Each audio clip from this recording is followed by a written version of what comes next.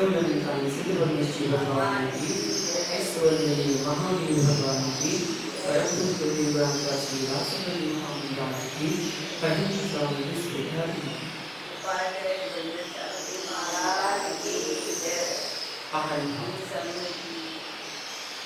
जिज्ञासा समाधान चल रहा है करना योग का, जिसमें हमने कर्णानेक संबंधी अनेक जिज्ञासाओं का समाधान जाना। आज जिज्ञासा है केवली की पांचों प्रकार की वर्णनाएं आती हैं।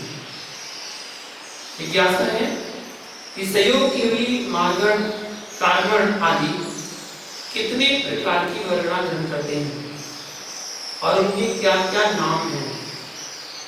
यहाँ समाधान करते हुए बताते हैं कि संयोग केवली भगवान के कसाया भाव होने के कारण क्रियापद कर्म आश्रव होता है। क्रियापद कर्म आश्रव रूप कारण वर्णना साकार रूप होती है। कहा भी गया है देव और मनुष्यों के सुख से अधिक सुख का उत्पादक है, इसलिए क्रियापद कर्म को अत्यधिक साकार रूप कहा है। अर्थात संयोग केवली भगवान सादा प्रकृति रूप कारण वर्णना को ग्रहण करते हैं। अन्यत्र भी इसके प्रमाण मिलते हैं। कहा भी गया है आठों कर्मों के समय प्रबद्ध प्रदेशों से क्रियापद कर्म के समय प्रबद्ध प्रदेश संख्यात गुणित होते हैं, क्योंकि यहाँ शाखा वेदनी के सिवाय अन्य कर्मों का वर्ग नहीं होता है। अपम बादल मौयम बहुवम लखम चसुकिलम चेव मंद मंद महाभयम पिय साधभयम च तम कमम। यहाँ बताया गया है वह क्रियापद कर्म अल्प है, बादल है, मृदु है, बहुत है, रुक्ष है, शुक्ल है, मधुर है, महान व्यय वाला है और अत्यधिक साकार रूप है। केवली भगवान भाषा वर्णना को ग्रहण करते हैं। वह भाषा वर्णना 4 प्रकार की है। भाषा द्रव्य वर्णना सत्य मोस, सत्य मोस और असत्य मोस अनुभव के भेद से 4 प्रकार की है। तो यहाँ 4 प्रकार का बताया है। भाषा द्रव्य वर्णना सत्य मोस, सत्यमोस और असत्यमोस, मतलब अनुभव के भेद से 4 प्रकार का है, क्योंकि 4 प्रकार का भाषा रूप कार्य अन्यथा बन नहीं सकता। केवली भगवान की दिव्यध्वनि सत्य भाषा रूप व असत्य मोस मतलब अनुभव भाषा रूप होती है। अतः केवली भगवान सत्य भाषा वर्णना तथा असत्य मोस अनुभव भाषा वर्णना को ग्रहण करते हैं। केवली भगवान के द्रव्य मन होता है। द्रव्य मन की स्थिति के लिए मनो द्रव्य वर्णना का ग्रहण होता है। मनोवर्णना भी सत्य मोस, सत्य मोस, उभय, असत्य मोस, अनुभव के भेद से 4 प्रकार की होती है। इसका भाव ऊपर कहा जा चुका है। केवली भगवान के सत्य मनोयोग और असत्य मोस अनुभव मनोयोग होता है। अतः केवली भगवान सत्य मनोवर्णना व असत्य मोस मतलब अनुभव मनोवर्णना को ग्रहण करते हैं। कहा भी गया है कमला पुस्तक 282 में। सत्य मनोयोग तथा असत्य मृषा मनोयोग अनुभव मनोयोग संगी मिथ्या दृष्टि से लेकर सहयोगी केवली पर्यंत होते हैं। केवली के वचन संशय और अनंत प्रसार के कारण होते हैं और उन वचनों का कारण मन होने से केवली के अनुभव मनोयोग का सद्भाव स्वीकार कर लेने में कोई विरोध नहीं आता है। केवली के यद्यपि द्रव्य मन के कार्यों उपयोगात्मक क्षय समय ज्ञान का अभाव है, तथापि द्रव्य मन के उत्पन्न करने में प्रयत्न तो पाया जाता है, क्योंकि द्रव्य मन की परिगणनाओं के लाने के लिए होने वाले प्रयत्न में कोई प्रतिबंधक कारण नहीं पाया जाता है। केवली के यद्यपि मनोनिमित्त ज्ञान नहीं होता है, क्योंकि केवली की मानसिक ज्ञान के सहकारी कारण रूप क्षयोपम का अभाव है, तथापि उपचार से मन के द्वारा सत्य और अनुभव दोनों प्रकार के वचनों की उत्पत्ति का विधान किया गया है। इसी प्रकार धवला पुस्तक के पृष्ठ 53 में संयोग केवली के अनुभव वचन योग और सत्य वचन योग का विधान किया गया है। अतः संयोग केवली सत्य भाषा वर्णना और अनुभव भाषा वर्णना को ग्रहण करती है। संयोग केवली शुक्ल वर्ण सुगंधित मधुर मृदु आहार वर्णना मतलब औदारिक वर्णना को ग्रहण करते हैं, क्योंकि उनका रुधिर व मांस दूध व क्षीर के समान शुक्ल वर्ण वाला है। कर्पूर आदि के सदृश उनके शरीर में से सुगंध आती रहती है।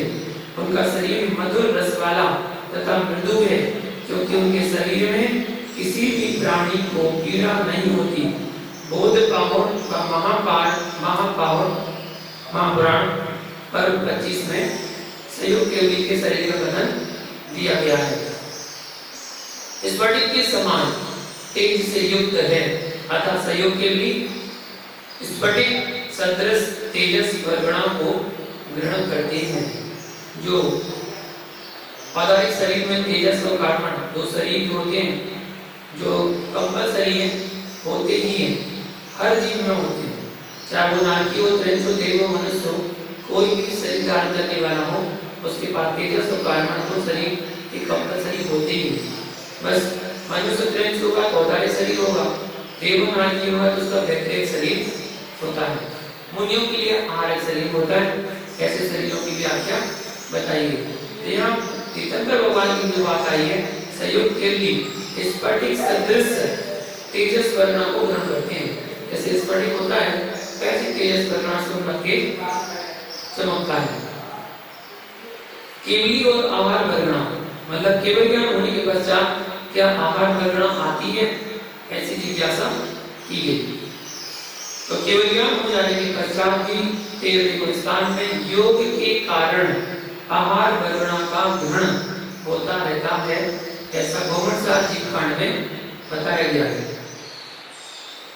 शरीर नाम कर्म के उदय से देह वचन और द्रव्य मन रूप बनने के योग 9 कर्म वर्णा का जो ग्रहण होता है उसको आहार कहते हैं।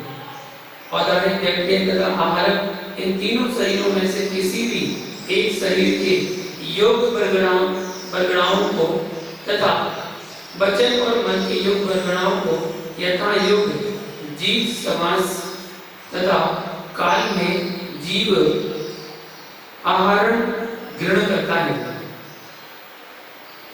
इसलिए इसको आहारक कहते हैं।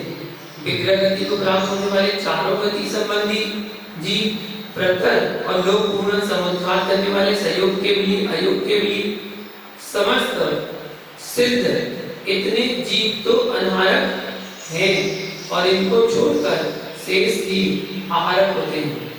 इससे सिद्ध है कि संयोग केवली आहार वर्गणा ग्रहण करते हैं। आहारा इंडिया कहोड़ चाव संयोगी केवली ती, ऐसा धवला पुस्तक 1 पृष्ठ 409 में दिया है कि आहारक जीव एक इंद्रिय से लेकर संयोग केवली गुणस्थान तक होते हैं। अन्विकमल लेपोष्म मनः कर्माहारं परित्यज्य नौ कर्माहारो ग्राह्य, धवला पुस्तक 1 पृष्ठ 409 में दिया कि यहाँ पर आहार शब्द से कमलाहार, लेपाहार, उष्माहार, मानसिक आहार, कर्माहार को छोड़कर 9 कर्माहार का ही ग्रहण करना चाहिए। बाकी कोई आहार ग्रहण नहीं करते, केवल 9 कर्माहार चलता है। यह जिज्ञासा आती है कि के वर्ग साधका का द्रव्य तदनंतर समय में अकर्म भाव को प्राप्त हो जाता है। इस बात की व्याख्या करते हैं। जिज्ञासा है गौमनसार कर्मकांड गाथा 274 में लिखा है कि समर्थ दिगो बंधो साधस्वदेयप्तिगो जदा तस्व। आपने गाथा का अर्थ ठीक समझा।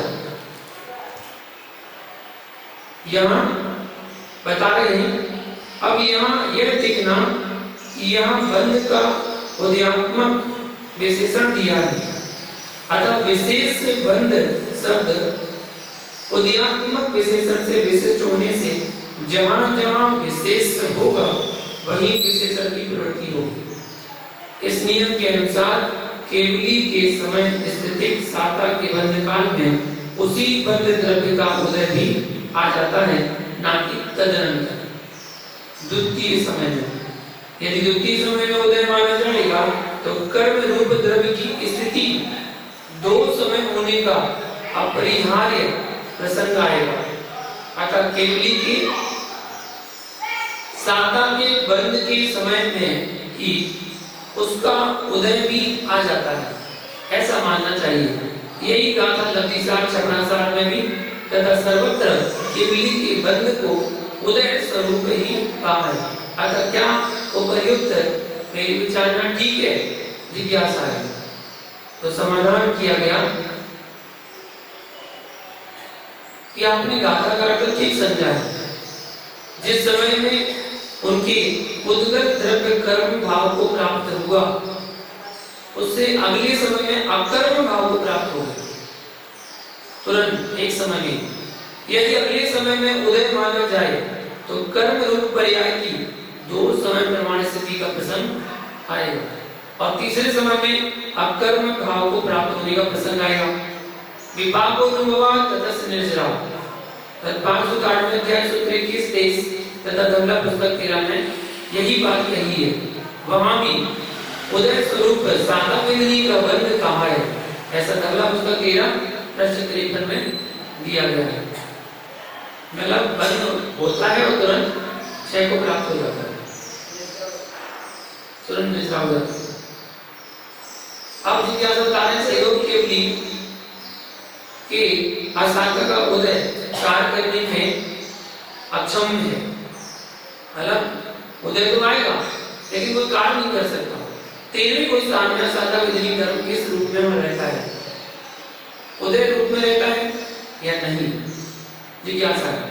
तो 13वें कोई स्थान में असांख्य का उदय है, किंतु वह अपना कार्य करने में समर्थ नहीं है, क्योंकि सहकारी कार्य रूप घाती कर्मों का अभाव है। अतः उदय होते हुए भी अनुदय के समान है, अथवा उदय स्वरूप साता वेदनी का बंध होने से और उदयागत उत्कृष्ट अनुभाग युक्त साता वेदनी की सरकारिता होने से असाता का उदय प्रतिहत हो जाता है। धवला पुस्तक 13 पृष्ठ 53 पर जय धवला पुस्तक की पृष्ठ 69 में ऐसा वर्णन मिलता है। अगली जिज्ञासा बताते हैं, केवली के 4 आघातीय कर्म अपने आप नष्ट होते हैं या वे स्वयं केवली नष्ट करते हैं?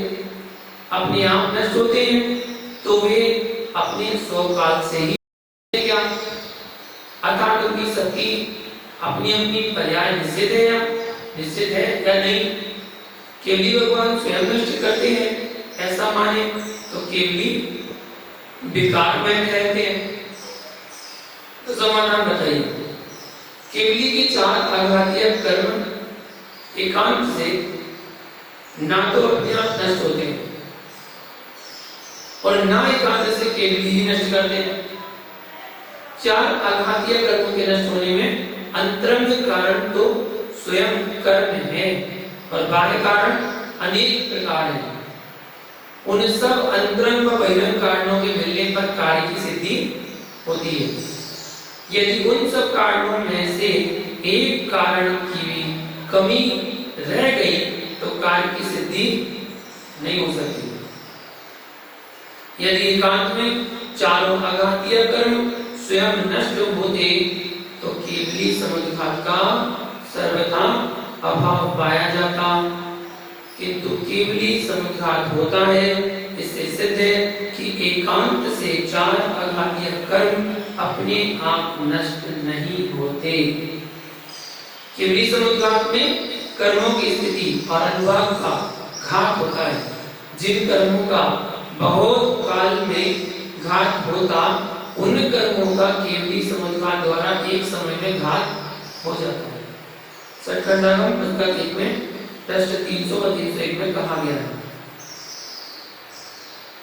केवली समुद्घात के पश्चात संयोग केवली गुणस्थान के अंत तक स्थिति काटक द्वारा एक एक अंतर्मुहूर्त स्थिति का घात किए होता है। सटखंडागम पुस्तक 11 पृष्ठ 133-134 में बताया। अन्य कारण बिना एक ही के आप ही ते उपजना विनसना होए नाही, ऐसा आपकी मीमांसा पृष्ठ 34 अनंत कीर्ति ग्रंथमाला में बताया। भावांतर की प्राप्ति उभय निमित्त मतलब अंतरंग बहिरंग की बस से होती है। सर्वार्थ सिद्धि अध्याय 5 सूत्र 30 में इस उपयुक्त आगम प्रमाण से सिद्ध है कि केवली के 4 आघातीय कर्मों का नाश 100 पर निमित्त से होता है। केवली के 4 आघातीय कर्म 100 काल से भी नष्ट होते हैं और 100 काल के बिना भी नष्ट होते हैं, क्योंकि बहुकाल में घात होने वाले कर्मों का एक समय में घात होता है। ऐसा सटखंडागम ग्रंथ पुस्तक 6 पृष्ठ 412 में बताया। इस प्रकार प्रत्येक द्रव्य की पर्याय 100 काल से भी होती है और 100 काल के बिना भी होती है। प्रवचन सार के अंत में काल में व अकाल में दोनों में कही गई है। दोनों नयों में से किसी एक के पक्ष को हट करना एकांत मिथ्या है। जिस प्रकार उभय निमित्त वसात केवली भगवान खड़े होते हैं, बैठते हैं, विहार करते हैं, उपदेश देते हैं, उसी प्रकार उभय निमित्त शाश्वत केवली भगवान कर्मों को नष्ट करते हैं। कहा भी है अंतर मूत्र मात्र आयु के शेष रहने पर केवली समुद्घात को करते हैं। इसमें प्रथम समय में दंड समुद्घात को करते हैं। उस समय दंड समुद्घात में वर्तमान होते हुए आयु को छोड़कर शेष 3 आघातीय कर्मों की स्थिति के असंख्यात बहुभाग को हाणदी मतलब नष्ट करते हैं। इसके अतिरिक्त क्षीण दशा के अंतिम समय में घातनी में शेष रहे अप्रशस्त प्रकृति संबंधी अनुभाग के अनंत बहुभाग को भी नष्ट करते हैं। इसी प्रकार कपाट आदि समुद्घात में भी नष्ट करते हैं। सटखंडागम पुस्तक 6 पृष्ठ 412-13 में बताया। विहार आदि करते हुए भी जिस प्रकार केवली विकार में नहीं होते, उसी प्रकार कर्मों को नष्ट करते हुए भी केवली विकार में नहीं होती। विकार का मूल कारण क्या है? मोह। उसका नाश हो जाने से इच्छा आदि रूप विकार अब नहीं रहा। कहा भी है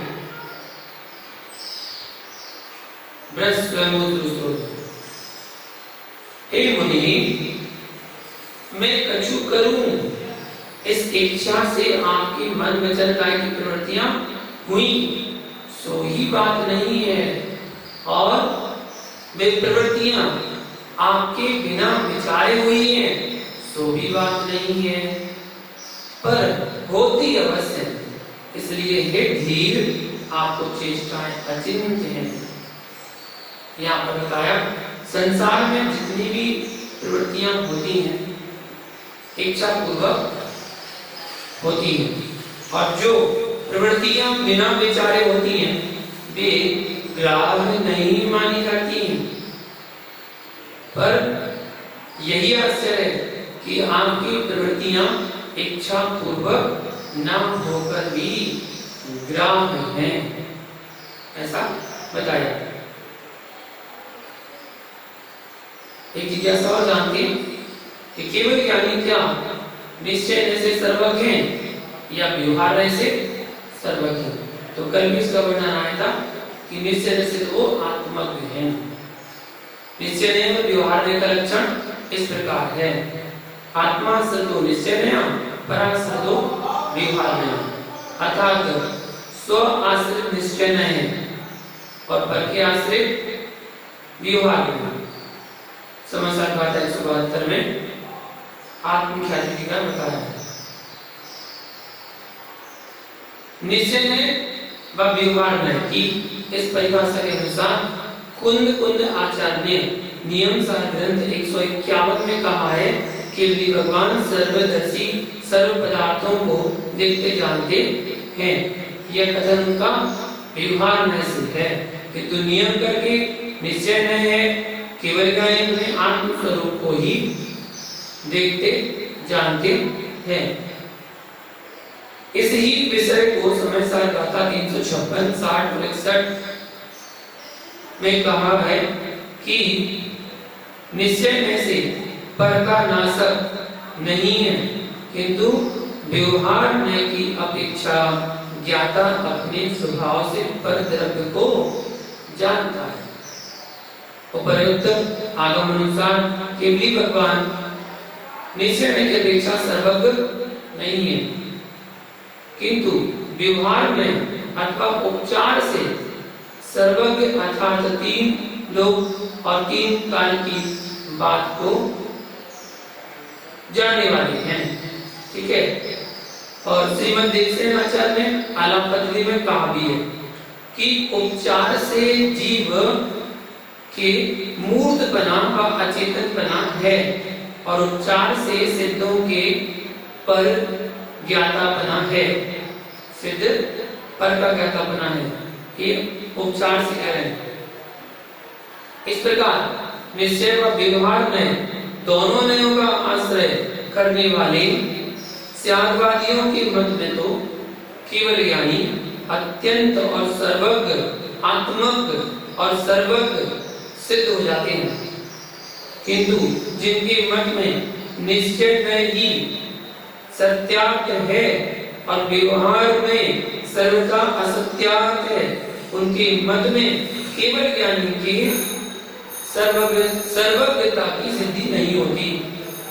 सिद्ध भगवान केवल आत्मा को जानते हैं, बाह्य अर्थ को नहीं जानते। ऐसे दुर्नय के निवारणार्थ ब्रह्मजी मतलब सिद्धों को ऐसा विशेषण रूप में दिया गया है। पृष्ठ 501। ऐसे जिनेंद्र देव का केवली का मतलब ज्ञान सर्व क्षेत्र के तीनों काल के समस्त पदार्थों को एक साथ सदा नहीं जानता, तो ज्ञान का महात्म्य ही नहीं क्या, ज्ञान का महात्म्य की अपेक्षा है। सर्वज्ञता यद्यपि व्यवहार में से अथवा उपचार है, किंतु वह यह व्यवहार में का या उपचार का कथन वास्तविक कपोल कल्पित नहीं है। अगली जिज्ञासा बताते हैं कि केवली के अनंत वीर प्रकट हो जाने पर उसी समय वह वीर अघातिया कर्मों का नाश करने में शक्य क्यों नहीं है। जिसने 4 घातिया कर्म करे वो घातिया भी कर देगा, तो क्यों नहीं है, जिज्ञासा की है। आयु कर्म की स्थिति पूर्ण होने से पूर्व केवली के आयु कर्म का क्षय नहीं हो सकता, क्योंकि आयु कर्म की उदीना प्रमत्त संयत छठे गुणस्थान के बाद नहीं होती है। ऐसा भवनसार कर्मकांड 280 बताया है।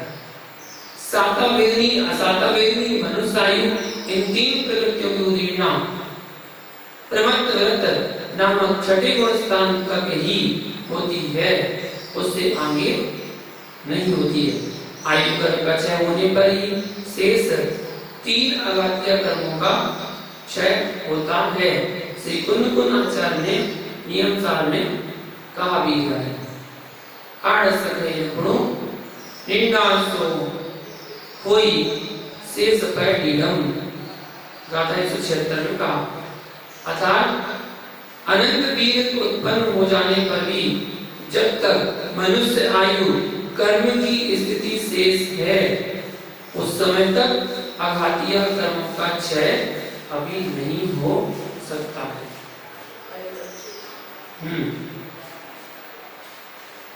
उपसर्ग केवली का स्वरूप इकट्ठे जिज्ञासा देखें, केवल ज्ञान के पश्चात उपसर्ग नहीं होता, तब उपसर्ग केवली आगमन क्यों गए? समाधान बताते हैं कि केवल ज्ञान हो जाने पर उपसर्ग नहीं होता और पूर्ववर्ती उपसर्ग भी शांत हो जाता है। 13वीं गुणस्थान में कार्यरत अवस्था में किसी प्रकार का कोई उपसर्ग नहीं रहता। जिनको उपसर्ग पूर्व केवल ज्ञान